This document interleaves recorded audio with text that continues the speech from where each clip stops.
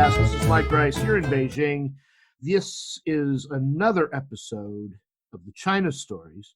I'm here with Michael Bonett Jr., a friend and educator, formerly of Beijing and currently living in the lovely Japan. Where are you in Japan, Mike? I'm about an hour outside of Tokyo. Is it rural or is it still the city? It's a bit like suburbia, but it's like super nice suburbia. There are lots of beautiful houses in it's like a blend of Asian and European style. So I'm walking down the street, I'm seeing a lot of Asian architecture as well as architecture that looks Dutch and German. So this prefix is very nice. No, that sounds nice. Okay, so we're here to talk about you and your story here in Asia in general. We met working for the same company, a company which probably should go unnamed if we're going to say what we really want to say about it. And we were recruited at exactly the same time, I think, because we went through the same training, etc. And so you'll need to tell us as we go along. You were in Asia before, and why did you come to Beijing? Why did you leave Beijing? All of those things. So why don't you go ahead and tell us a little bit about yourself. Hi, I've taught for about 5 years total, and I've lived in multiple countries, Georgia and Eastern Europe, as well as Micronesia, China, and Taiwan, and currently I'm in Japan. What made you come to Beijing in the first place? I mean, why China? What was that? I really wanted to teach again, and at the time I was living in Florida, and it was hyper competitive. Everyone wants to live in Florida, and everyone wants to teach there. For 6 years, I could only get a substitute teaching job. So I was like, look, this is ridiculous. I'm not going to be able to teach before I'm 120 years old if I keep doing this. So I did a search online, and I saw that our former company was hiring. And thought, hey, why not? Let's go for it. So you have actual teaching credentials? Well, I had a degree in English literature, so I knew English really, really well. But as far as getting credentials, I actually got those later. And then you worked, how long did you live in Beijing? I know that we hung out several times. And how long did you stay in Beijing? Total, it was about a year and a half. I started in September of 2016. And with our first company, I stayed for a year. So I left briefly September 2017. I came back that November, and then I left in May of 2018. All right. Where'd you go from there? From there, I went to the Middle East for a wedding. But before that, I stayed briefly in Taiwan. So after the wedding, I went back to Taiwan, and I taught there for about another year and 3 months. Well, your experience is a little bit unusual because the Chinese look for Westerners. They, unfortunately, the Chinese have a penchant for white Westerners. And I know that even as an old fat guy, I get a certain amount of prejudice, but we've talked before about this. You've received perhaps your unfair share of difficulties with the culture. Can you share a little bit about that? To quote James Brown, say it loud. I'm black and proud. So I am Mexican American. Place that I have lived in, I have gotten a variety of reception. Some people thought it was great. Others really didn't care either way. And some people really were not having it. So I was in Beijing, and I will definitely say this, it did make life difficult. Now, there were people who accepted and liked it. Most of these people were young, in particular my students and young adults. But what got past 25, that's when the problem started. Well, and by it, you're referring to your being black in an Asian culture. For those of you who don't know, and there's a certain isolation that has caused a certain xenophobia in Asia that I think is even more acute when you're not a white European. I have only been to China, Taiwan, and Japan, and it was not an issue in Taiwan or Japan. It was only an issue in China. And I also want to clarify, the only city that I lived in China extensively was Beijing. Please continue. Tell us a little bit about some of the stuff that's happened to you, and just delve into your history a little bit.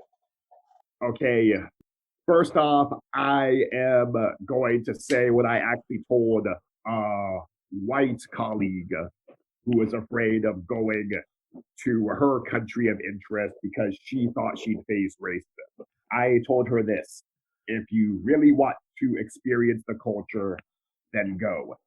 You'll know in your heart if it's not for you.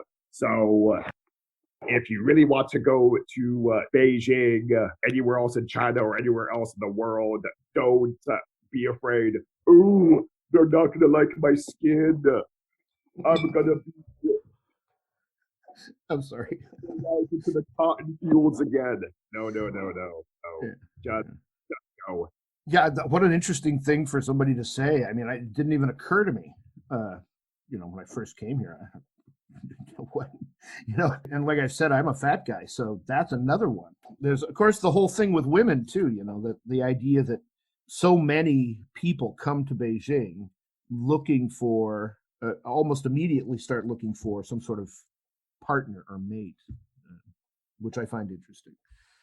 Maybe it's just that I'm old, but that seems like a bit of a diversion from why you'd want to come to another country. I mean, if it's just for the women, if it's just emotional tourism, that's a little odd. You're the company we worked at. We'll go into this more depth later, but at my company, it was a bit more. At our company, it was a bit more serious than that at my center. Like pretty much, the center I worked at, there was a group of coworkers who came specifically because they wanted to sleep with Asian people. It wasn't the entire office, but it was at least half the office. And not just young people. I mean, I get it if you want to go, if you're young and you want to go see what the world has to offer. But there's some dudes my age out there coming here because they think that they're going to do better, or I don't know. I don't even know why maybe you can speak. Oh, yeah, it is. I was a little bit older. I wasn't in my 20s when I went to Beijing. When you met me, I was 31. Oh. And when I was there, I did date Chinese girls. I didn't invite them to my apartment or anything. Like, we just went to different parts of the city and hung out. Yeah. And I did have a good time. Now, not good time as in, one night stand good time, but like good time, like we went to Old Summer Palace or we walked around the High Lake. So, just like typical, hey,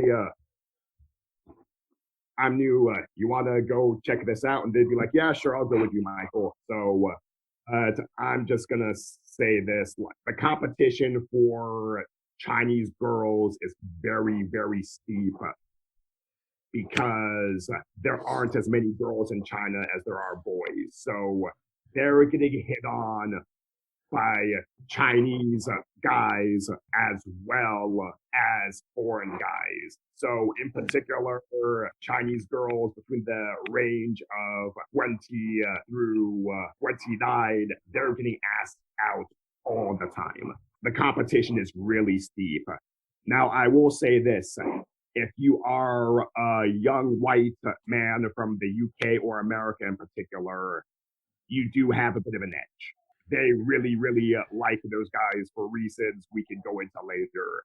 But I would say the girls between 20 and 25, they're really open-minded now. They will date black guys. And the Chinese girls I dated, two of them were between 20 and 25, and a couple of them were between 25 and 27.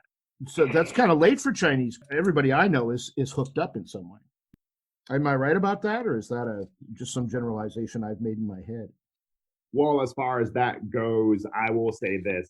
The expectations for getting married in China are similar to what they wore in America around the 1950s. Basically, if you're a woman in particular, you should be married by the time you're 25.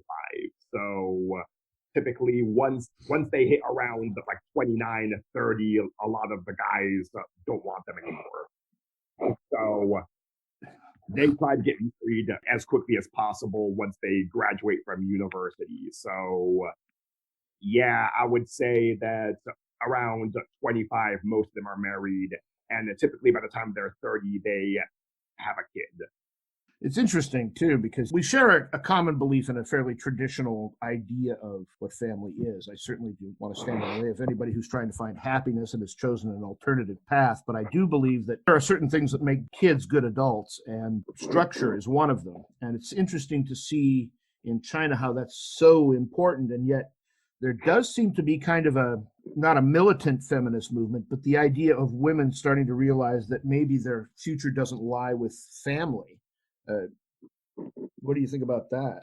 Among Chinese women, I had one supervisor, not at our company, at the next company I worked for, who is militantly feminist. But it really hasn't caught on there because when I was in Beijing, it was very, very clear gender equality was not there. It was spoken about. I was told, oh, yes, there's equality here, but no. Like, in particular, I don't know about your center, but at my center, the female staff were constantly harassed. And I don't just mean a guy basically like whistling at them. I mean, I had one coworker from Canada. Originally, he was of Middle Eastern descent. He was not a Muslim himself, but that's what his cultural background was. And just he was really, really rough with those women. And I mean, like, he would grab them and shout at them. He would push them. He would kick them. He would force hugs on them just for fun. That's just wrong. That's why I have a kind of a soft spot for feminism. You know, it's guys like that really ruin it for everybody else. I just don't understand. And you know, there's this notion among those men that that's what women want. You know, and I'm like, is that really? You know, I don't understand. I've never understood that. Tell me a little bit more about your experience here in Beijing, as it regards training and that sort of stuff. Oh yeah, let's get back to that. I think we went off topic a little bit, but yeah. Anyway, like if anything, Beijing needs more feminists. I mean, real ones. Here's the thing: there were at least two girls at my center who claimed to be feminists, but they would stand there watching this guy behave this way, and they would do nothing. So I look at these girls, I'm like, yeah, you're frauds.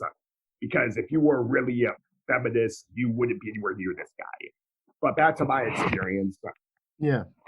To our company, my center had Black teachers before. To my knowledge, I was the first male Black teacher. So they had female Black teachers before. One of them became a good friend and really mentored me. So my coworkers more or less treated me as normal.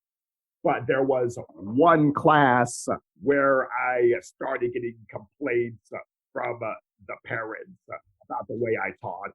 And it was like pretty much all BS comments like, oh, like he can't keep the kids from sitting still. And I'm thinking, well, they're in preschool. So then I had an open door, which I thought went mostly well. But after that, I was told by my boss, you know, like what we call the director of studies. Right. Hey, the parents were very upset about the open door. And I was like, why? The kids loved it. And he said, well, that you didn't get to one of the activities, and two of the boys slid down in their chair. Bill and Ted, not their real names. Yeah. Okay. We've discussed this before, Mike, in private conversations about how I honestly don't know anything, and more than willing to admit that I don't know anything about what it's like to be anybody other than me. And I don't even speak for white people because they're just, diversity within races is almost more than diversity of races. Would you say that this is because of the perception of non-white people by Asians? By Chinese specifically? Well, I could not get a break. Basically, I wasn't allowed to make a mistake. But again, it depended on the class. But this particular class, what was going on was during that open door, like you said, you had some go really, really poorly. And this one went like really well, in my opinion. But then my boss said, look, you didn't get to one of the activities. And Bill and Ted slid down in their chairs. And I'm like, Bill and Ted are 3-year-old boys, like 3 to 5-year-old boys. So he said, yes, well, unfortunately, they've requested another teacher. And this is how I found out it was because I was Black. It went to two of my colleagues, one of them, a white girl from Pennsylvania, and the other, the Canadian guy of Middle Eastern descent. And immediately they started freaking out about the class, saying, oh, one of the students will just stay in the hallway crying the whole time. And Bill, during our open door, hit his mom. And I thought, oh, that's very interesting. When I taught the kids, they never did anything that crazy. That's when I figured out, oh, I see. So you guys can't control the class at all. You can't get the students to follow what you're saying. But it's okay in your case because you're not Black. Because I'm Black, that's the real issue. So, and after that, I was fuming. I didn't say it. I didn't tell my colleagues about it, but I was. One of the things that I'm actually thankful for about us doing online classes at my school, and by the way, something we should point out, just as a sideline, and I'll get back to that, is that the way our former school works is a fairly common model of English language schools for young kids. They have periods, basically, where the kids come in and they're there for 2 or 3 hours, and they do that possibly once or twice a week. They don't do it every day, and they don't. Sometimes they don't even have the same teacher because of short staffing or whatever. But it's much more of a situation where for 3 hours a day, you're supposed to discipline some kids who otherwise aren't being disciplined. And that brings me back to my original point, which is one of the things that I'm thankful for about the lockdown is that my parents are starting to see how their kids actually behave in a classroom situation.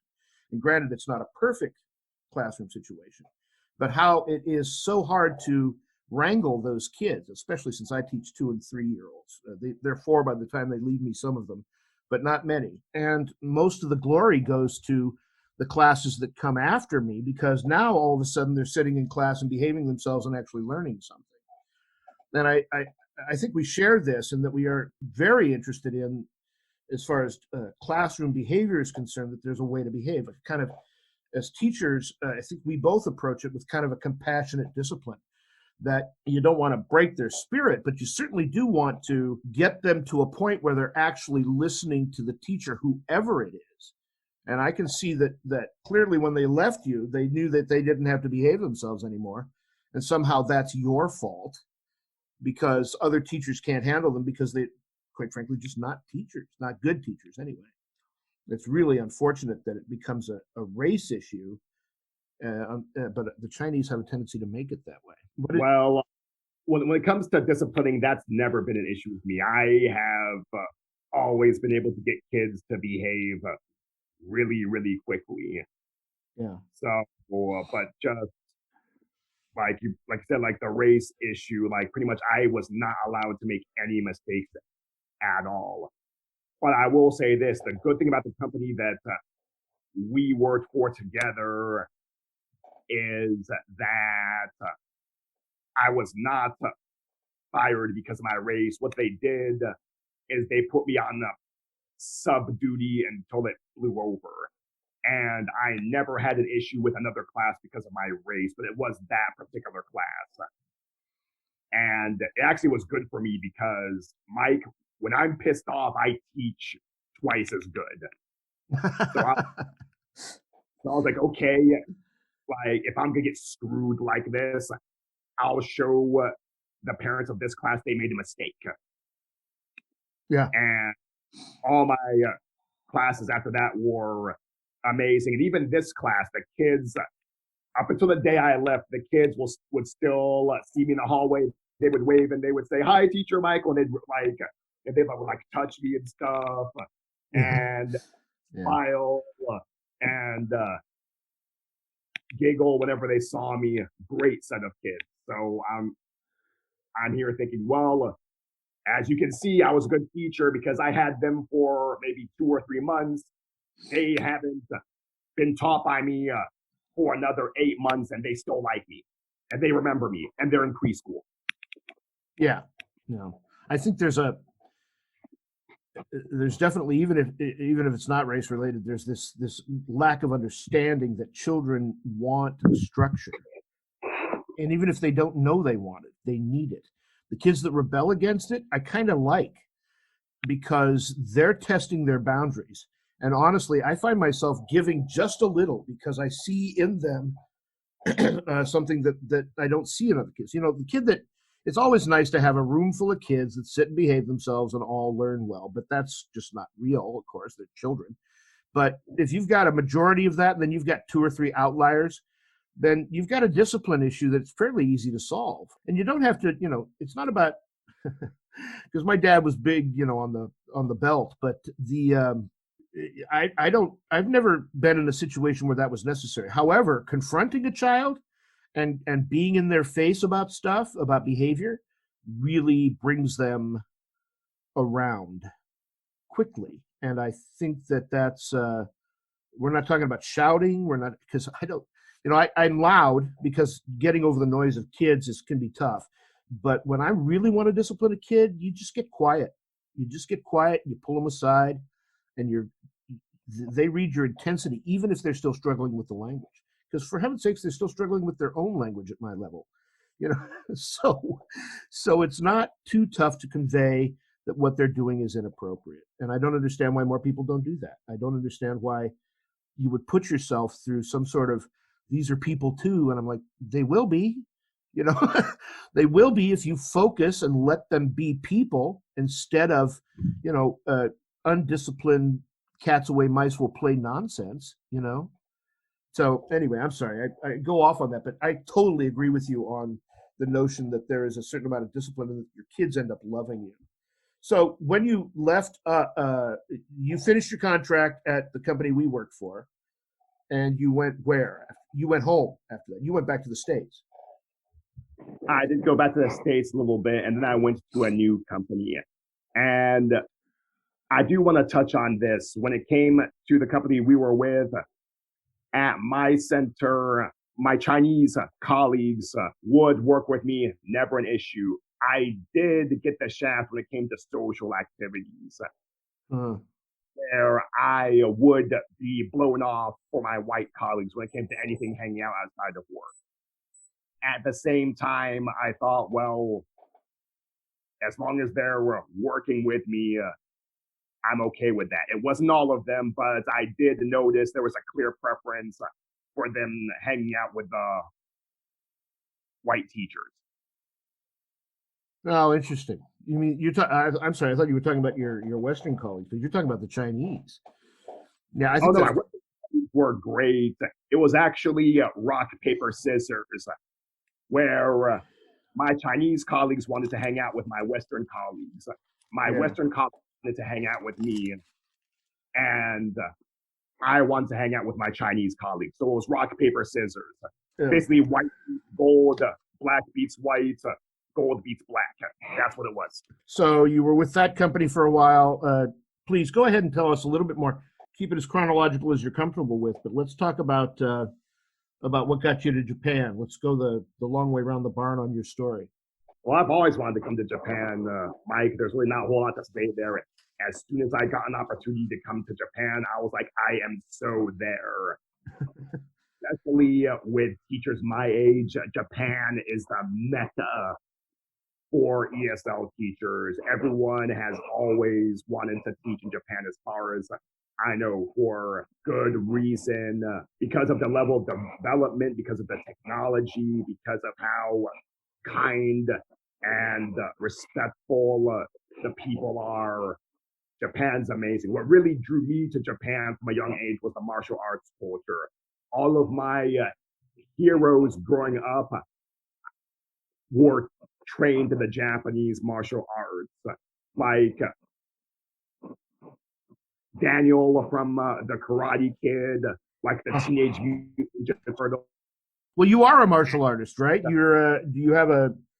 What is your martial art, or are you mixed, or what's your? I've studied multiple martial arts. I'm not great. The one I studied the most was Shotokan karate, but I didn't study the Okinawan version. I studied a version in America, which was tailored for sport competition. It was effective. I did learn how to punch and kick really, really well, but we didn't go into a lot of the training methods used in Okinawa. So no wax on, wax off. It was more solely directed to scoring points and that sort of thing in a competition. Yeah, basically sparring competition and also kata competition. Basically, it was competitive sport karate. It was what it was. Okay. Yeah. And I studied other styles later. I studied Kung Fu. I studied Brazilian Jiu-Jitsu. Brazilian Jiu-Jitsu actually comes from Japanese Judo. I studied Krav Maga and I also studied Arnis. So Krav Maga is Israeli, right? It's Israeli, yes. Yeah. I know nothing about these. I took a little Taekwondo when I was younger, but all that taught me was how to stand on one foot really well. How to center my balance. Outside of that, I know nothing. Yeah, as far as going to Japan, like I've always wanted to come here, so I absolutely love Japan. I don't know anything about the country. I know my dad was there in the 50s in the service, and there's lots of pictures of that. I don't know anything about the country really, except of course, what the movies tell us. I suppose at some point I obviously want to visit, but I don't know that I want to live there. I do know that we were talking about this last night. There's a certain amount of, I don't know, intrigue in the idea that China is, not to get off on a political discussion, but it's kind of the anti-America. And I just, at least in the way I've come across it. And I'm what's interesting about this is that I haven't figured anything out. So I'm constantly second guessing my own suppositions about China, because as I said, there's just some really great people here.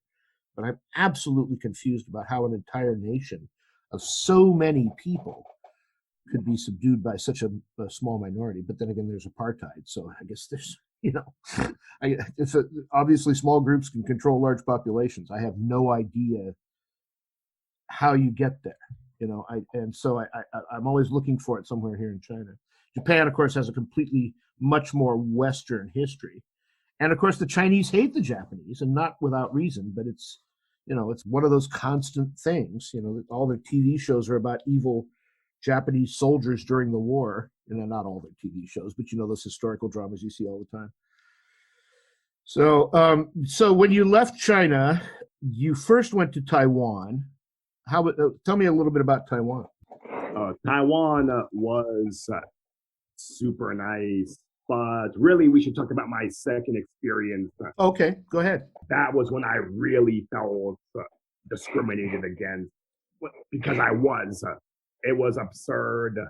As I mentioned before, with the company we were with, it was mostly just that one class, and also when it came to social events, I would get the blow off for my Western colleagues. Yeah. So I was like, all right, well, fine, you're not paid to be my friend. You're working with me. Yeah. That's what I care about. But I went to another school, it was an international school in the Chongping district. And it was huge. It was the size of a college campus. And they pretty much hated me from the get-go.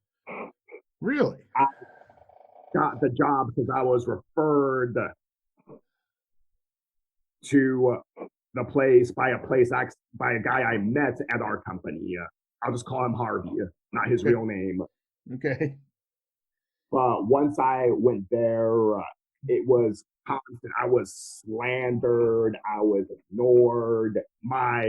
We worked in teams where we would work with local lead teacher and two local assistant teachers. My team didn't want to work with me at all. They would refuse to do what I asked, and I was constantly lied to my face. I was lied about, and everyone was constantly trying to get me fired. Well, I didn't realize it was that negative for you. I remember you complaining about it, but I didn't realize it was quite so actively negative. Talk a little bit more about that. What was the story there? This is what happened. My team found out they had to work with a black teacher, and they really resented it. They didn't want to work with a black teacher.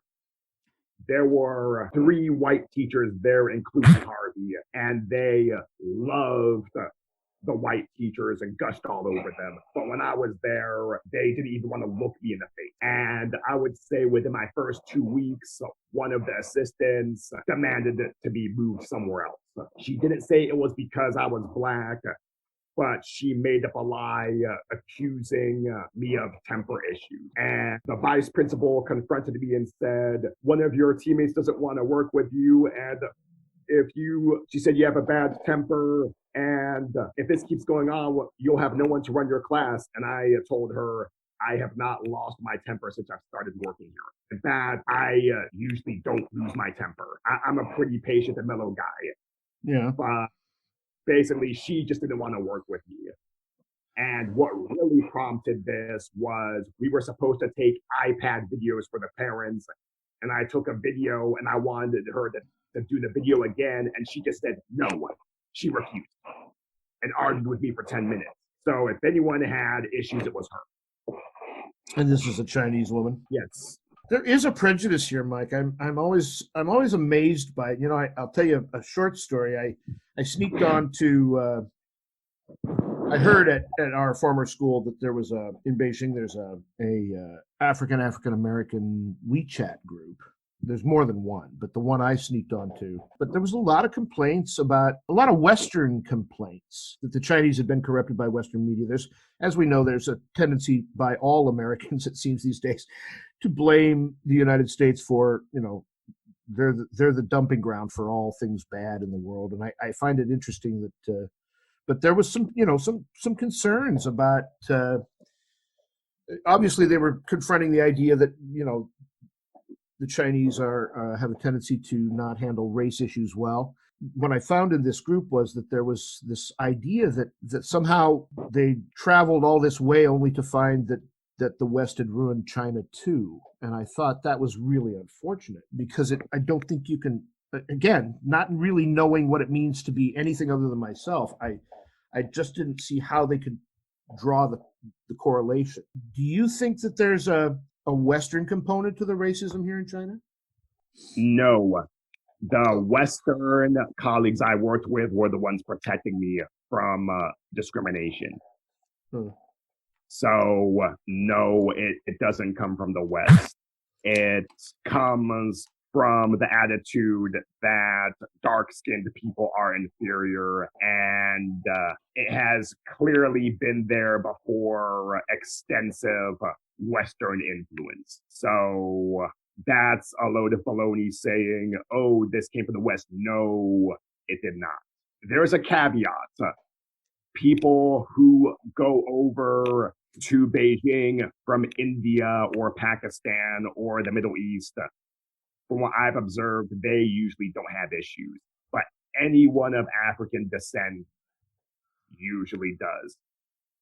That being said, I can really only speak for myself. So I will say that the discrimination that I faced there was not because they heard bad things about me from Western colleagues. it was because they think that it's good to be fair skinned. And in particular, they think that an English teacher should be white. That is changing, but generally speaking, the perception in Beijing was we want an English teacher, and English teachers are supposed to be white. Now, I will say this. I knew a light skinned black teacher from South Africa who taught gym. So if I was teaching PE or basketball, no problem, because people in Beijing love basketball. So they would say, oh, you're teaching basketball. Well, black people are good at basketball. this just speaks. This just speaks to the general racism. I said racism, but I think I mean ignorance. That the stereotypical notion, which may feed into the idea, which is why it might be understandable that their perception of the West comes from the media. So the way black people are portrayed is often less than flattering. Not always, certainly not more so recently. But that being said, I can see why outside of those interracial things, darker skinned, say, Indians are considered lower caste and almost exclusively are, especially in that system. So I wonder if it's just not, it's just, again, gets back to this kind of bizarre, stereotypical xenophobia that the Chinese have. I wonder if it's actual racism, because, as a white person, I can say this. I can only say this because it's my personal perception, not because I'm speaking for white people, but I can say that I'm appalled by images of the Klan and all these things that happened in the U.S. And obviously they're wrong and they're horrifying and they're shameful. And so I just wonder if maybe there isn't I don't know. It just seems so bizarre to me that this kind of cartoon racism is so real here in China in a way that has no other context, because people were racist in the United States, are some of them still, and there's context. It's not that it's justifiable context. It's just that you go, oh, he was raised around the Klan, and you go, well, that's not an excuse, but now I understand where his racism comes from, ignorance and culture and whatever else. So I wonder if it's kind of a weird thing to project onto other races. And again, so that brings me back to the Chinese just don't have a clue about what's actually changing in the world and are still stuck with this kind of horrifying, turn of the century idea of what race means to Westerners or what race is. Do you know what I mean? I'm appalled by it because I've had, Chinese people say horrible things about black people to me, thinking that I would be somehow sympathetic to that. And I'm like, you just got to walk away. You can't educate them. And then how much of it is Chinese xenophobic propaganda? I mean, I just don't know. I know it's horrible, and I know the way you've been treated has been unjust, supremely unjust. Let me clarify. Yeah. I never had trouble with Westerners due to my skin color. And the stereotypes about South Africans, but when I was in China, no issues with South Africans regarding my skin color. Zero. It was just with people who are local to Beijing. And it wasn't all of them, but it was enough to cause me problems where, in particular, at the second school I worked for, the attitude there was an English teacher is supposed to be white. We don't want a black English teacher. And that's so bizarre. I basically would sit there and watch them fawn all over my white colleagues, do whatever they wanted. They would joke around with them, flatter them, flirt with them. Yeah. And I would get the cold shoulder. Some of them did work with me, but the best teacher I worked with there, she was great during class, but as soon as class was over, she would scowl, look at her phone, and then shoo me away. My teachers do that to me, so it could some of that I'm sure that doesn't negate your point. My point was is that sometimes if they're younger, then that's obviously an issue that they have. But I've got two teachers that are over 40. One of them clearly is closer to my age, and they're just, they're just, I don't know, they're just matrons. Do you know what I mean? They're just really tough old Chinese ladies, and they're perfect for this class. And they agree with my disciplinary behavior. They don't think kids should be running around crazy, and they're more than willing to support me in that. What they aren't is particularly social. And so we'll be done. We'll agree 100% on how I teach, and then the next thing I know, they're like, "Could you go away? We're having a conversation." I'm like, "Oh, okay. Thank you very much. Thank you very much, Chinese lady, old mean Chinese lady." Anyway, that just reminded me of that. I'm sorry. It wasn't that, because many of these same teachers, in particular Harvey would literally not be in his class. He would just wander around and just hang out in other people's classes, and it was okay because he was white. Harvey was constantly hitting on the Chinese women there. He was one of the guys, and he had a girlfriend at the time, but that really didn't matter to him. But he was one of the guys who went over specifically so that he could sleep with Asian women. So he was always wandering out, looking for female staff members. In particular, my second class there, I got two new Chinese female staff members in their 20s working there to help us set up a project. He was always lurking around in there, trying to talk to them. As soon as he found out, there are two new girls here, he started lurking around in there whenever he had the stuff that they would have been fired for in the U.S. I've seen stuff that the Asians tolerate from men towards their behavior to women that would literally have had them shamed out of a workplace in the United States. I'm absolutely confused by that horrible behavior. So, Mike, you worked here in Beijing at the international school. That was less than positive. Did you then go from there to Taiwan? Well, this is the rest of the story. Oh, yeah, please. Things got so bad with my first class. Now, the kids were great. The parents were great. But when it came to the team, the staff of the first class did not want me there. So I asked repeatedly, I want to work with somebody else. I basically decided I've had enough. I want to work in a different class. Yeah. So then I got moved to a second class where the staff was even worse. They wouldn't confront me to my face like the first staff. They would do all these sneaky things behind my back and then pretend that they liked me. And when the second class happened, again, the kids were great, but the parents really didn't like me. And I got the BS complaints where they said, "Oh, he doesn't care about our kids enough. He doesn't want the kids to touch them." And I flat out said, "This is BS. I care about the kids." And I knew the kid that they were talking about. I'll just call him Johnny. Johnny was constantly touching my butt. So I did scold him, saying, "You can't do that." Yeah. They were distorting it. It's like, no, I didn't say. It's like, no, I told Johnny, "Don't touch my butt." That's not appropriate. But they were really trying to spin it so that I came across as a very cold, heartless teacher, and I wasn't. The kids loved me. I was like their dad. And I know they required a new English teacher. And when they did that, I said, "Fine, give them what they want, because I don't want to take this anymore." I asked to leave. I was in the kindergarten. I asked to leave and go to one of the other schools. The vice principal and the principal were infuriated, and they sabotaged me to the Foreign Teachers Affairs office. Really? Saying, "Look, we don't want him because the parents complained about him." They didn't tell the truth, which is I asked to leave. Yeah, that's a violent save face issue. Sounds like to me.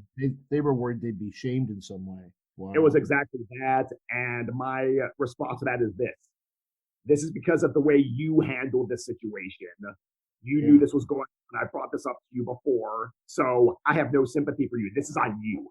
Wow. So it's like, "Oh, you lost face." It's like, you made yourself lose face. So they did that, and I got dumped in the public school affiliate where I had 308 students and no support.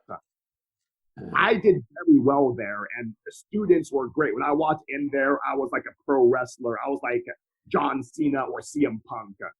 The students loved me. They used my Chinese name, which was Li Bo. And within 2 months, I got students who didn't speak any English at all to have a literary discussion about the ugly duckling. So I did really, really well there. Yeah. But there was the same problem where the public school affiliate, the managers there, the principal and the vice principal, they wanted a white teacher to parade in front of the parents, and the parents would fork over a ton of money. They didn't want a black teacher. So they started making up things about me too. And finally, I got fed up with what was going on there. Didn't affect my classes. My classes were great. On my last day there, one of my best students came up to me and said, "Teacher Michael, you're a good teacher." I still remember her. I'll call her Sarah, a very intelligent girl who was in second grade. And she was like my daughter. And I gave her like a plastic magic wand from my prize bag. I had all these like little toys from my prize bag. I gave her one of those for that because I was like, "Sarah, you deserve this. You're one of the top students." But the same thing, they wanted a white teacher. And I asked to return back to the main campus because I knew two of my colleagues there, both Western, one white, one American, but of Korean descent. They both told me they were leaving. So I thought I'll just take one of their classes because they didn't want to work there anymore. Right. But I was told by the head of the FTAO, the Foreign Teacher Affairs Office, "Oh, just stay there another week. We'll work things out." But that was a lie. During that week, she argued with other members of FTO saying, "You fire him. No, you fire him. I don't want to look mean. You fire him." It was that kind of conversation. I have a quick question. Who is this? Is Foreign Affairs Teacher's Office for the school or for the government? It was not. It was for the school, and they oversaw all of the teachers of the school who were Westerners, and there were about 40 or 50. So they're foreigner HR with an interest of protecting the school, as often HR departments do. They protect the company, they don't protect the worker. Let me put it this way: at that school, they were protecting the profits of the school, where pretty much a teacher who the parents like was gone because they thought, "Oh, they're hurting our profit margin." Yeah, unfortunately, that drives a lot of places. I'd like to say that, I think the Chinese are greedy and small-minded, but they're not any more greedy and small-minded than any other place that's looking to, rather than their systemic issues, which have caused the situation, they'll blame it on somebody who can't deal with their systemic issues. And I think, because they're unfair or just simply won't deal with them, which I think really robs them of potentially good and long-term teachers. That's the other thing too, is that you were talking about how they want to parade a white person, which is true. There's no doubt about that. At one point when you were looking for a job, I mentioned you to my teacher and I showed her a picture of you and she said, "No, the parents won't have that." And I went, "What?" Because again, I almost knew she was going to say that because I said, "I know this really great teacher. His name's Michael, and he's from the United States, and he's been really successful in getting kids to speak English." And she says, "Oh yeah, where's he from?" And I said, "Well, I think," and at the time I didn't know, but I said the Northeast. I don't know if that's true. I don't know where you're originally from. And I said, "But somewhere on the East Coast." And she said, "Oh yeah, do you have a picture?" And I thought, "Well, yeah, I suppose I do." And she said, "Oh no, the parents won't have that. The parents wouldn't stand for a black teacher." I'm like, and this is somebody who I like, somebody who I trust. She's been very helpful and caring while I've been here. And it kind of broke my spirit a little bit to think that it was because I fit their model. And it was really frustrating. And I think I told you about it at the time. I said I'd mention your name or something. And I don't know. It just really bothers me. And the other thing that I find that what that does, of course, is that they'd rather have a bad white teacher than a good black one. You know what I mean? They'd rather have just some hack kid who doesn't know jack about teaching than somebody who actually is conscientious, no matter what their race, conscientious and a good teacher, which you've proven yourself to be on numerous occasions. And I find that absolutely the worst part of this. It puts everybody who isn't black in the oddest position, because now I'm in a situation where I have to continue to work for a place that says that their parents won't stand for black people in the business. You know, am I American? How American do I get to be in China? How stand up guy do I get to be in China? And the fact is that if there's any clue to why the Chinese have tolerated the Chinese government for so long, that may be exactly it. A certain amount of self-preservation. You know, I didn't throw my phone against the wall and say, hire him or I quit. Should I have? You know, I mean, I wonder, what is the responsibility of Westerners who come here to stop that behavior here in China as well? Do we even have the capacity to do it? And I'm actually asking you a question. Do we as non-black Westerners have a responsibility to do what we would clearly do if we were in the United States? I would put it this way. One of my favorite pro wrestlers was screwed on his way out of his company. And several of his friends at the company said, we don't want to work here anymore either. He told them this: no, guys, serve out your contract. So, Mike, I would say this: don't throw your phone against the wall and leave unless they're physically abusing your work colleagues, regardless of their skin color. For example, that's what I should have done at the center in our first company. I should have just been like, forget this. If you're going to keep this guy on staff, and I did talk to my boss about this, and he just blew it off, or he would reluctantly talk to the guy. But I should have just been like, forget this. If you're going to keep this guy on staff who's going to be attacking these women like this, I'm just going to leave. Yeah. Yeah, I should have done that. Just throw my phone and stormed out. That is the second biggest mistake I made there, where I didn't make enough of a fuss. Like, I should have been like, look, this is unacceptable. You can't have this guy here. I don't know, Mike. It's the compromises we make to maintain our status quo, because we're all homeostatic beings. Whatever we believe, oftentimes when it comes down to it, there's a certain amount of compromise that occurs. And it's sometimes you end up questioning yourself the rest of your life. Should I have done X? And I always wonder, what makes a good citizen? You know, is it just because I love my country? Because if that were the case, then every Chinese person you ever meet is the best citizen you know. But is it something else? And clearly it's something else. Obviously I'm an adult, so I understand that there's behavior that needs to take place, but I'm always feel bad about not even stupid stuff I do, because that's on me 100%, and I don't have a problem facing up to that and changing that behavior. I just wonder where my line is when I just, stand there open mouthed looking at a Chinese person I previously 100% respected, and now she's literally said something that is anathema to the very fabric of the laws of my country and of the mores of my nation. Whatever our missteps, you can't tell me that the majority of people would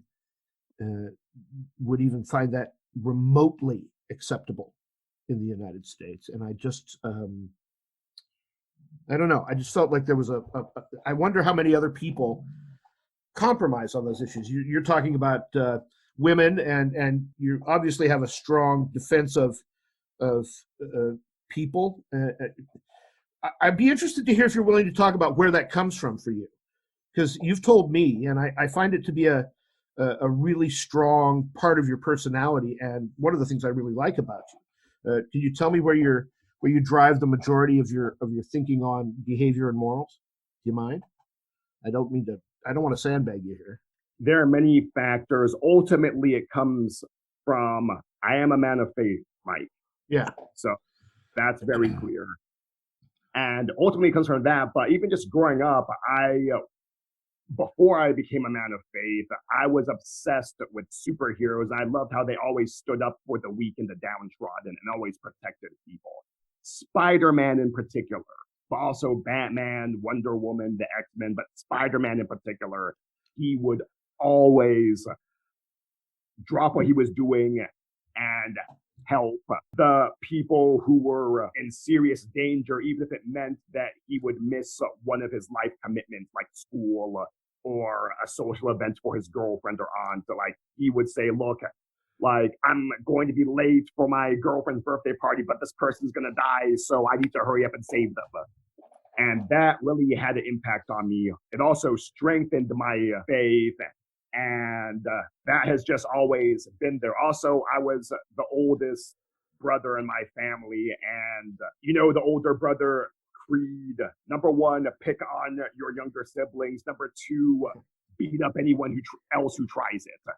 Yeah. So whenever, in particular, my next brother, whenever someone caused issues with him, I would run into enemy fire, so to speak. So that is the attitude that I have generally had that's resonated with me the most. And that's why I do like it when my white colleagues stand up for me. And a lot of them did. But I would say this, like, do it in proportion to the offense. I mean,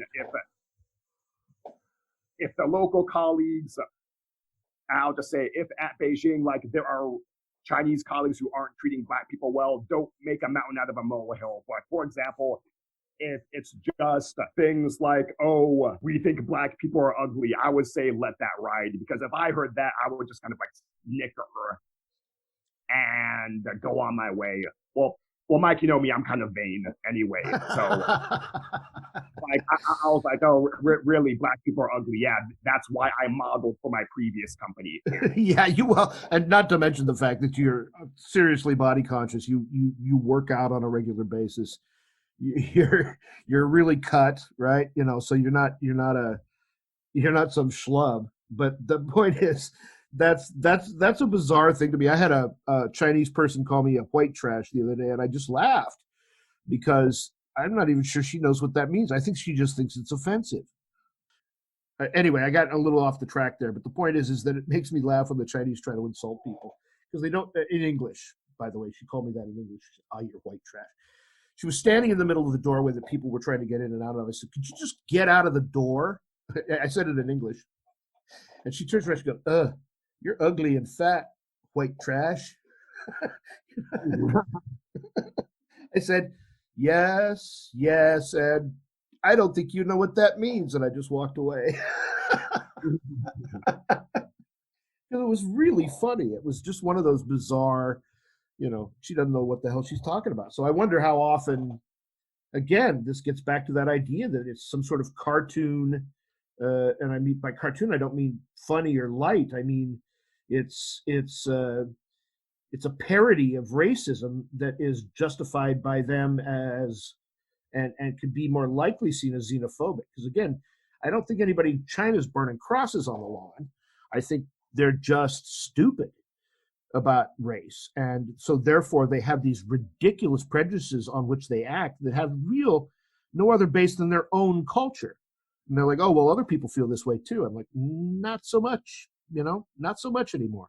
So it's good to hear that white people or that is to say other Westerners are standing up for you. Because again, I've always felt guilty about that. It was a bit of a confession that I may not have shared with you directly that that's what she said. And I always felt like I should have said something.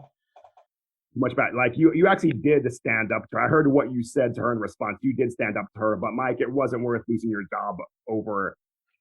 But Mike, I would say this: if you're at a company and the Chinese staff members in question are trying to torpedo that person's career, regardless of their race or gender, etc., if you find that they're trying to torpedo that person's career or cheat them out of money, or you find out that they are really physically and verbally abusing that person, then yes, that's when you stand up and fight. Basically, like I call it damages. If you see damages, then that's when you stand up. And to finish what happened at that school in Chongping, I have one white colleague who did do that. I'll just call him Gordon.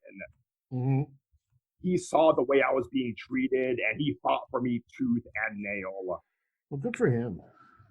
Yeah, and in particular, this is what happened. The Foreign Teachers Affairs Office told me they'd work it out, and then 1 week later, they fired me. And then they lied and said, oh, we'll help you find another job. Just sign this release letter. I immediately got suspicious because our company, when we left, we didn't have to sign our release letter.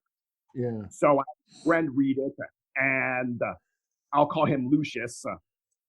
Lucius read it.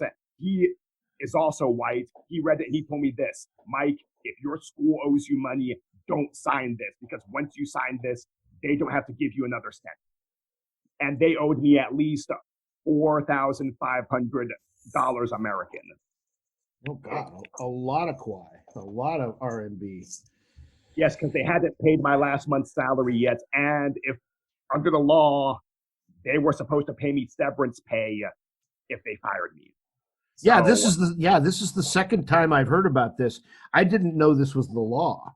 That apparently it's 1 month's salary for every year you've worked there. So, and that's prorated based on the length of time if they fire you. So if it's a half a year, it's half a month's salary, et cetera, et cetera. If it's 10 years, it's 10 months salary, that sort of thing. That's kind of what our friend Mark is in a battle with my current employer. He, I'm not going to go into it because I've talked about it in other vlog. I've talked about it in another podcast. But he this epic walk away, and he didn't walk away. He just started calling the boss out on all the nonsense, and they just basically fired him online in WeChat. So he's got all kinds of, and now of course they're coming up with all these lies, and nobody's allowed to talk about it, right? So we talk about it in the teachers group occasionally, and Mark can't talk about it because he's trying to win his case. But that was honestly the first time I've heard about that there's a certain amount of severance that you get. The Chinese would just assume you didn't know about, and will gladly take advantage of you as a Westerner if you don't know about it. So for all you expats out there, if you're actually listening to this, remember that if they fire you, you do have recourse if you're willing to spend a little bit of quiet and hire a lawyer. So anyway, so that turned out to be a fairly negative situation, and then you went home for a while, and then you came back, or did you go home before you went to Taiwan, or did you go directly to Taiwan? What happened is this: I went directly to Taiwan, and because once I found that out, I was like, you know what, I have had enough. Yeah, I don't want to work here anymore. I'm not going to try to change employers. I'm just going to go somewhere else. So right. I packed up and left because I basically said they already fired me. They won't let me work at any other school in the country. Now they're trying to cheat me out of thousands of dollars. Yeah. I basically get this. I'm out of here. So I was like, look, they pulled the wool over my eyes. Screw this whole thing. So I just packed my bags and I left. I already had savings. So I was like, I'll just go hang out in Taiwan a little bit, and then I'll go home and earn my CELTA.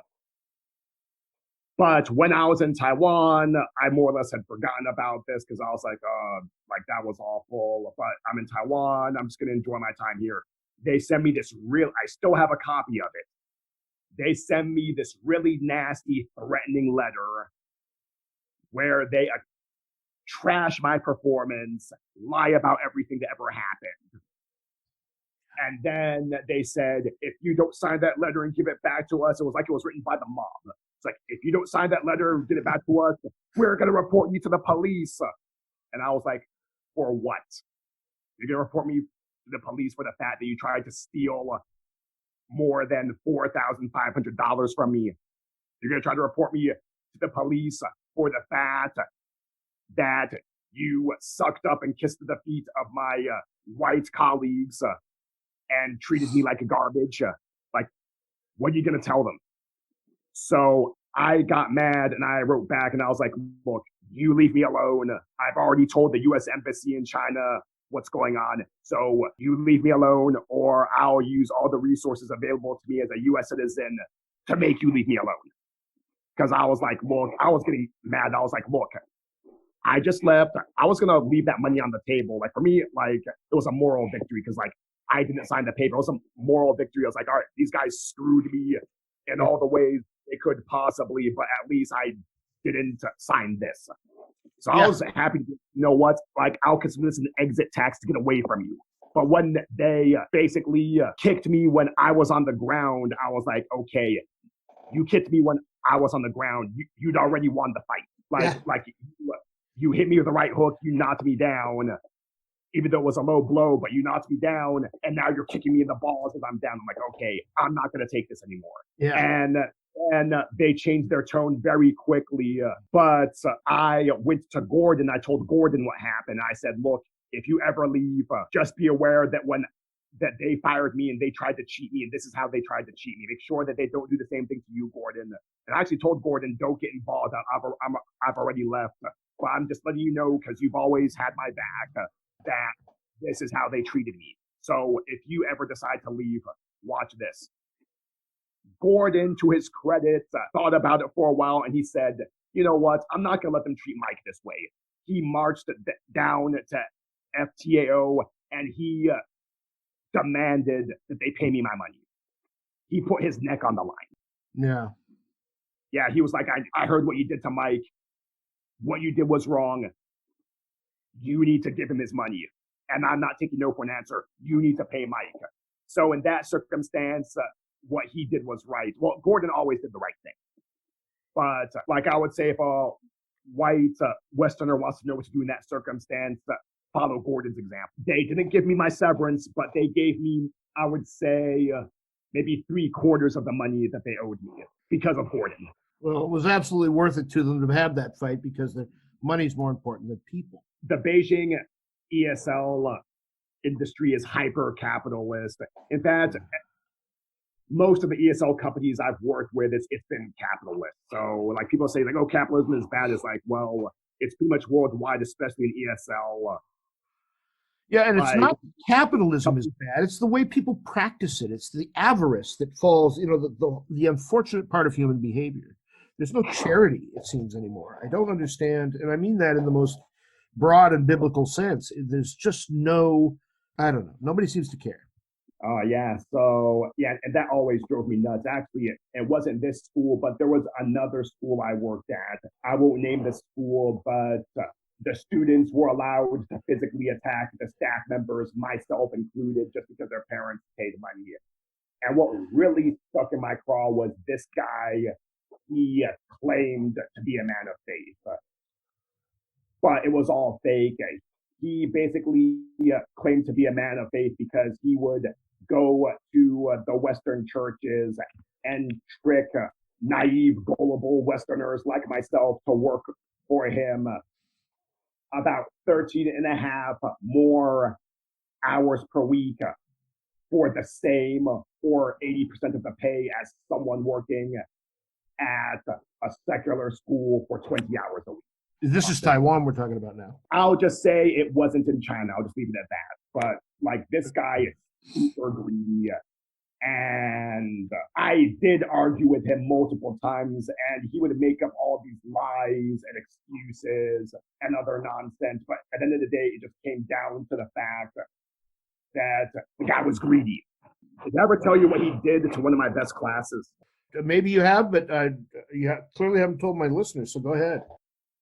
I had this awesome class called the Avengers because most of the kids were great, highly intelligent, very witty. They could make puns and jokes in English. They were so gifted, and they were in first and second grade. But one kid, I'll just call him Luther, was a malevolent bully. He would start fights with other kids. He would say nasty things about them in the local language.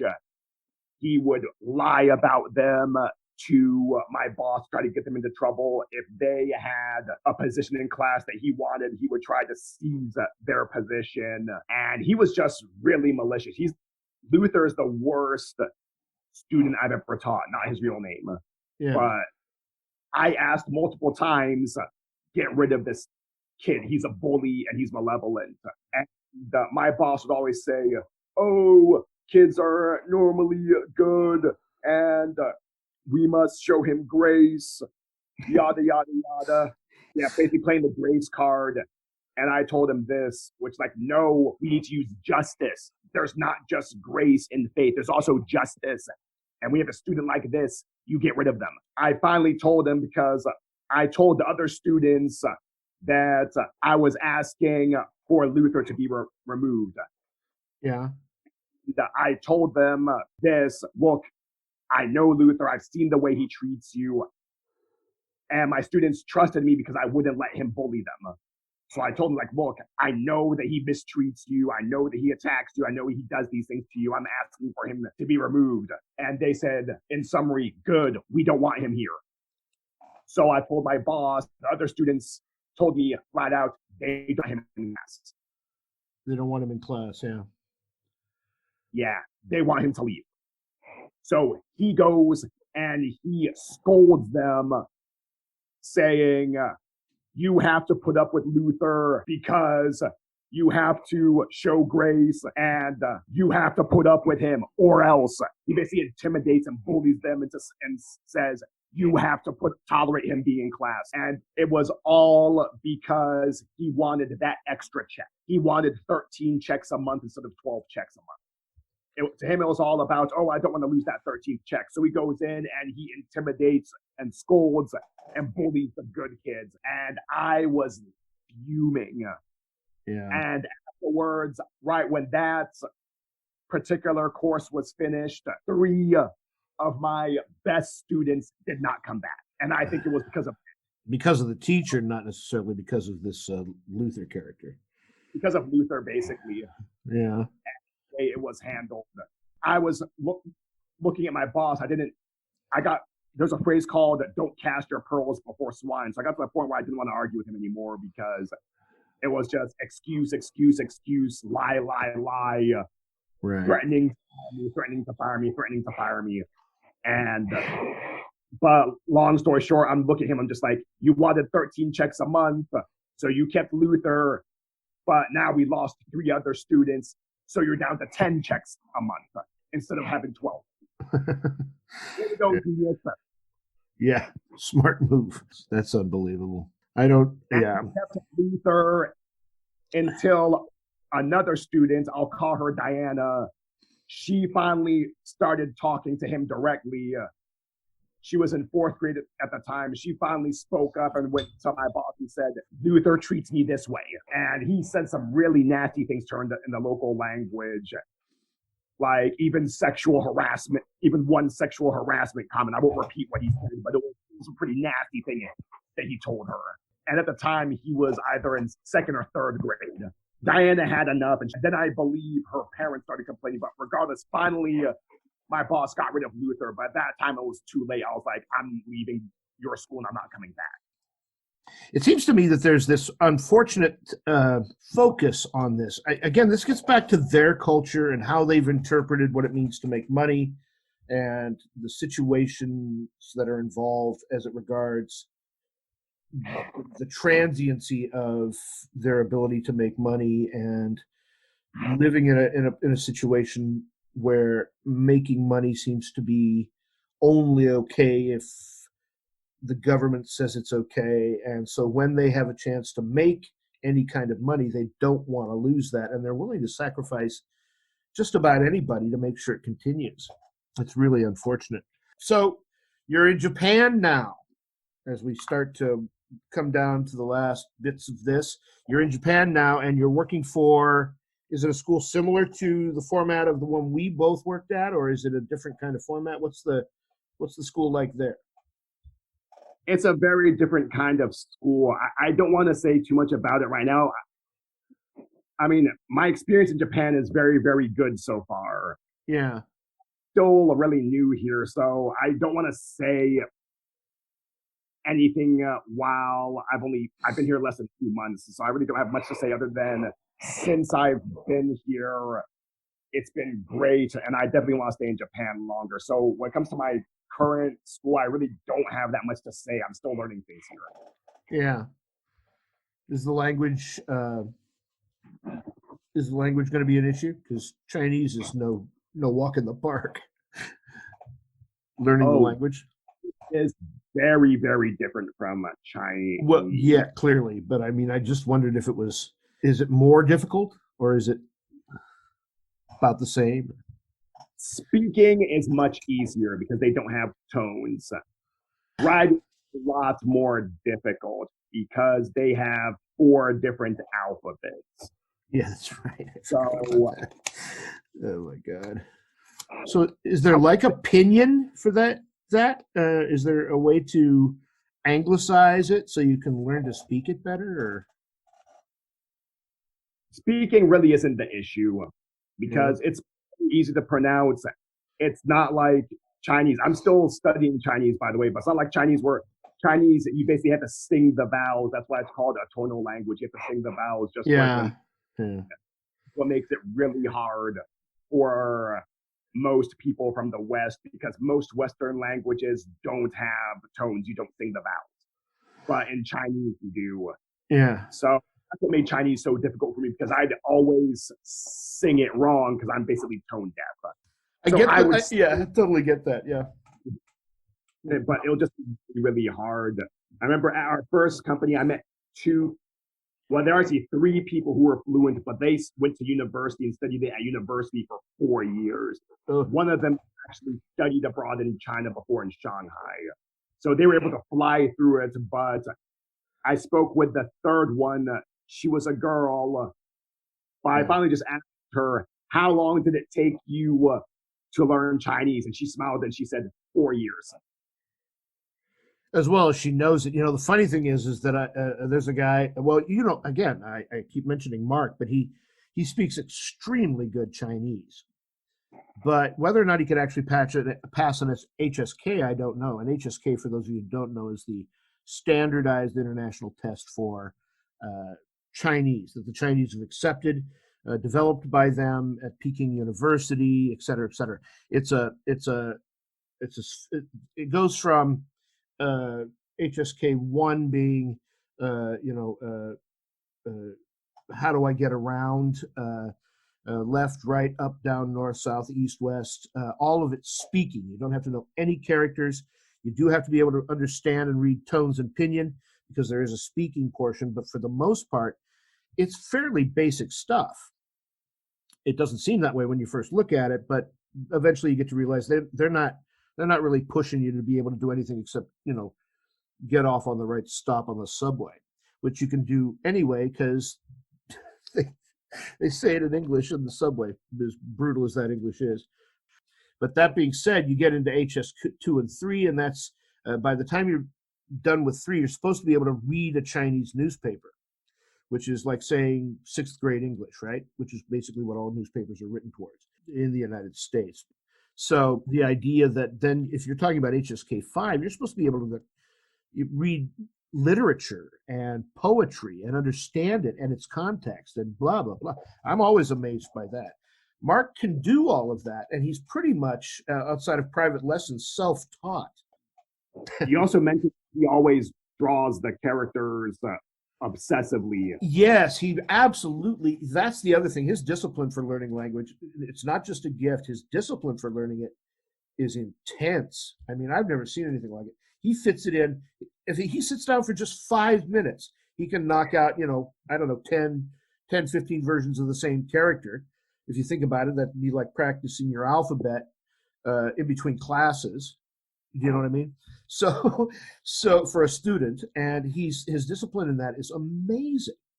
I can read colors, most colors, characters, because that's fairly easy to do. And I'll be honest, I learned that from shopping on Taobao. You translate it, and then you come to recognize it through repeated use. Camera equipment. I don't want an orange camera. I want I want a black camera, and so I recognize the character, and yet I have to still look it up to speak it. But yeah, his discipline is intense. He's a true polyglot. You know, he's got a real talent for it, and I thought I did, but I don't. I can hear it and I can say it, but I think my mind is going. I'm no longer as smart as I used to be. I may need to get some of that brain food stuff that cleans all the plaque out of my synapses. I don't think that's it, but just Mike, with age, once we get past a certain age, it's really hard for us to learn new languages. They say that by the time you're 30, your brain is pretty much locked into behavior, and it's a monumental effort to make any real changes. So if you're a smoker and you smoked up until the point you're 30, it's so much harder to quit than if you say smoked in high school and you stop. It's one of those things where your behavior is not just drug addiction at that point, nicotine, but it's also the physical motion and behavior and the comfort that your brain finds in that because of your addiction. Yeah, you're right. Our brains do not function as well. I'm a true testament to that. Yeah, so I mean that's why whenever I teach, in particular when I was in Taiwan, I really drilled into my students there, like, look, learn this while you're young. Yes. I had a great time in Taiwan, but at the school I taught there, I was really strict with my kids. I said, look, learn this while you're young.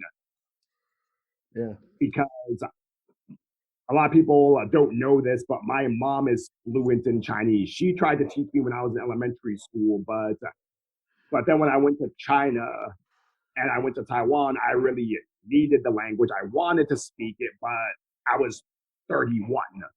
Yeah. I was in my 30s. I couldn't learn it as quickly as I could when I was young, and I was kicking myself. So that's one reason why I still, every time I study a language like Chinese, I'm really saying, I'm sorry, Mom. I'm sorry, Mom. I'm sorry. First phrase you learn in Chinese, I'm sorry, Mom. Doing chi mama. Oh my God. I'm sorry, Mom, I should have listened. So in Taiwan in particular, I told the students, like, look, learn English now. You have a great opportunity to learn a language, learn it now. Because once you get past 30, it will be really, really hard. And I didn't even tell them all the other things that will happen once they're in their 30 because well, you just scare the hell out of them. Cautionary tales. Mike, that may be the best example I've ever heard of. You know, well, my parents told me that Mama told me there'd be days like this. You know, that may be the classic example of like the algebra story from high school, right? I'm never going to use this. And the next thing you know, you're working as a laborer building stairs. And it's the only thing you need, and you don't have it. And that's classic. I didn't know your mom spoke Chinese. No, wait, you've told me this before. Your mom's a professor or an author of some kind. Yeah, she is a professor, and she actually translates from Chinese to English. She translates myths, legends, and poetry now. Oh, wow. That's a command. How old is your mom? Older than you need to know. Well, I just wondered because, you know, it's the kind of thing that she must have learned it young-ish, right? I mean, to be that 20s. Good at it. Yeah, so, God, that's amazing. I'll never be that good. I just know I won't, which is a horrible way to think about it, but I'm pretty sure that I'm going to cap out somewhere around reading the newspaper if I stick with it. And I'm going to retake. I took an HSK1 course, and it was brutal. It was absolutely brutal. I feel so stupid, and so I'm going to take it again. I figure maybe repetition, if nothing else. The kids I teach speak better English than I do Chinese. So, story of our life, Mike. My kids.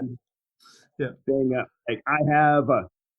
In particular, in Taiwan, the highest English level outside of the West that I've encountered is in Taiwan. I was in a city off the beaten path. I was in Kaohsiung, which is in the south, and still, like, I would say 1 out of every 5 people was at least conversant in English. And some of my students were, for all practical purposes, fluent in English. The only thing they just struggled with is they would freeze when it came to translating. Like, I had 2 students who were really good at academic English, but I ran into because we would all buy our lunch from this lady who would serve fried chicken, and she didn't speak English. My Chinese wasn't very good. And then 2 of my students on 2 separate occasions were there, and they were really high level English. And she asked them to translate, and they just kind of smiled and froze. Like, it was like brain paralysis. They just went to shock. That is a difference. You know, your ability to understand it yourself and your ability to make somebody else understand it is really tough. And that's, I guess, what teachers do. But I know that the minute I had to start interpreting that for children that barely know their own language, it was really tough. So I just kept it really direct. The very first weeks of classes are stand up, sit down, may I go to the bathroom, please? That sort of stuff, you know, just classroom direction that gets them used to hearing the language. And in a way, I wish I wasn't old. I wish I was young enough to go sit in an elementary Chinese class, you know, like a preschool. And just have the teacher bark at me for, you know, an hour or 2 or 3 every day, and me slowly but surely learn what she means by what she's saying, which is different than learning the HSK. You were talking about the English not having tones, and we have, our tones are not structured, they're emotional. So if I say, those are really nice socks, I could mean that they are really nice socks, or they're not really nice socks, or that I want those socks, or I can mean a lot of different things. And all of that has to do with how I say that. So this what's that joke from Galaxy Quest? He goes, minors, not minors. You know, it's that sort of thing that you that is really, even when correcting him, it's the reason it's funny is because it doesn't clear up the situation. And so I just think that that's maybe why English is so hard to learn in its basics form. You know, where is the bathroom is changed subtly by how desperately you need the bathroom, or whether or not you're interested in whether there's a bathroom or not. All kinds of little subtleties that have to do with the person saying it and the context they're in and their emotional attitude. And while some of that is clearly prevalent in Chinese, we don't structure that into our language. You know, I make jokes all the time that my teachers look at me like, you know, the dog in front of the gramophone. They have no clue what I'm talking about. And I just laugh out loud about that kind of stuff because I realize I just made a cultural reference joke as it regards a situation in China that nobody in China understands. Yeah, you don't realize how complex that language is until you actually teach it. Yeah, that's definitely true for language. So, and then I like that you mentioned the cultural reference. Actually, one of the best teachers I ever worked with, he's the reason I got the CELTA. I actually put up a PowerPoint for the language exchange, which has the Back to the Future, you're fired screen when Marty McFly gets fired by Fujitsu-san, his Japanese boss. One of the best scenes in movie history, in my opinion. And all the Americans laughed and got it. But I had one Chinese coworker. She actually spoke fluent English. She was razor sharp. She lived in the UK. And she whispered to this guy who was her boyfriend at the time. She just whispered, "What's that?" Because she never saw the movie. There's a definite disconnect as regards that. You're absolutely right. So what's your plans for the future, Mike? I want to hear that. Just before we go, tell me what you're up to next and what's going on. And me, I really want to start writing some more books and just focus on language learning. But I want to write more books about my experiences and not just the negative. I mean, obviously, like, I could write a whole novel about what happened to me in Beijing, but I had some good experiences there too. Yeah. So in Japan, then you're going to be teaching, and do you plan to go back to the States anytime soon, or are you looking at a long-term relationship with Asia, or in this case, Japan in general? Long term, I do want to stay in Asia. In particular, I would love to live in Japan for a long time. Yeah, As far as China goes, I wouldn't mind returning as a tourist. I just couldn't see myself living there. yeah, Taiwan, I really, really like. But for me, Taiwan's more the kind of place where I'd go on vacation because there's a lot to do. The people are very, very nice, great weather, super high tech. So I would yeah. definitely go back to Taiwan again. Taiwan is definitely And more Western. Yeah, is that you've mentioned that before? Taiwan has a mixture of influences. Deep down inside, they're really culturally still Chinese. Like they even use the traditional characters and everything. But still, like they've adopted a lot of Western practices, in particular Western technology, and a lot of them they love Western sports like basketball. In particular, is super popular there. People in Taiwan they love traveling. Whenever they travel somewhere, they bring it back. So I even saw a little girl walking with her mom, and she was wearing a capoeira cord, which is from an African Brazilian martial art. Like I was like, wow, they have capoeira here. Like, and capoeira, even in America, that's hard to find. That's that kind of dance martial art. It's the one where constantly moving. Is that the? It's a martial art of movement more than Yeah, say. it's not very practical, but if you're really good at it, you're almost impossible to beat just because the way you move is so unusual. But Yeah, yeah, basically what they do is like they take different aspects of other cultures that they like and then they graft it into their greater Chinese culture there. So it's really, really cool country. I highly recommend that people go there. The people there are super, super nice. Like you mentioned the scooters.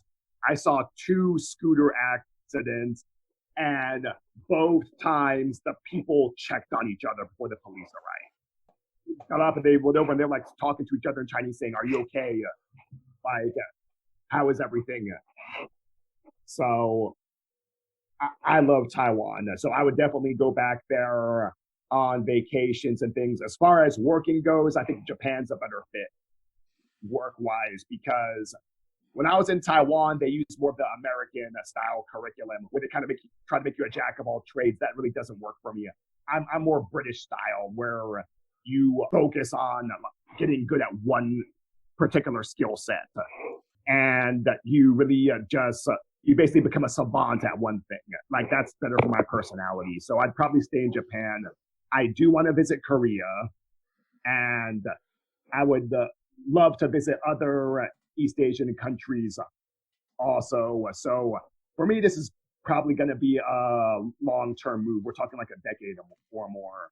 And one thing I will say about Japan, I didn't really experience this when I learned Chinese, but when speaking Japanese, it's weird. At first, I'm confused, but then after 5 seconds, even though I don't understand the words, I know what the person is trying to communicate. I have like a spider sense when it comes to the Japanese language.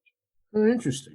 Yeah, where like someone's talking to me at first, I don't understand it, but then I'm just like, oh, I get it. He's telling me that I'm on the wrong platform for my train. I have to go to this other platform. Yeah. And then I just kind of get it. And then from that moment on, like even though I don't know what the individual words mean, I know exactly what the person's saying to me. And I've never really experienced this with any other language. That's cool. So I've been speaking with Michael Bonett Jr. He's living in Japan now, former colleague of mine here in China, and his impressions as a teacher here in China and also in other countries in Asia. It's been a great conversation, Mike. It's always great to talk to you, of course. I enjoy it whenever we talk, and we talk quite often. I'm actually really pleased by that. Any closing thoughts?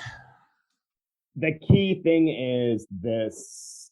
Whenever you go to a culture, don't take someone's word for it. Go there yourself.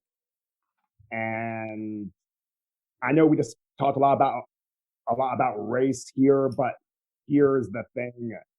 When I was in Beijing, I still made a lot of Chinese friends who I'm in touch with. So everybody is different, and you just got to go out there and see what the world is like, and don't take anyone else's experience as the standard for that place. Like what works for me might not work for you. What works for you might not work for me. Really, each country is a different, you know what, screw it. Mike, I'm going to go with this analogy. Okay. Countries are like women. Some will accept you, but most of them will reject you. So just keep searching until you find the one who you want to live with the rest of your life, and then marry her and put a ring on it. Oh my God, I'm never putting a ring on China. I don't care how much she loves me, which I'm pretty sure she doesn't. It's been great speaking with you, Mike. Good luck to you, and I agree with you 100%. You can't know anything about a place until you go there. We'll talk again soon, I hope. You've been listening to the China Stories with Michael Rice. I'm here in Beijing. Follow me on Podbean, YouTube, and Facebook. And you might want to catch my Instagram, Mike Rice in China, one word. Everybody, to quote Lawrence Fox, the world is wondrous wide. And as I always say, always be courageous and kind. And we'll see you next time.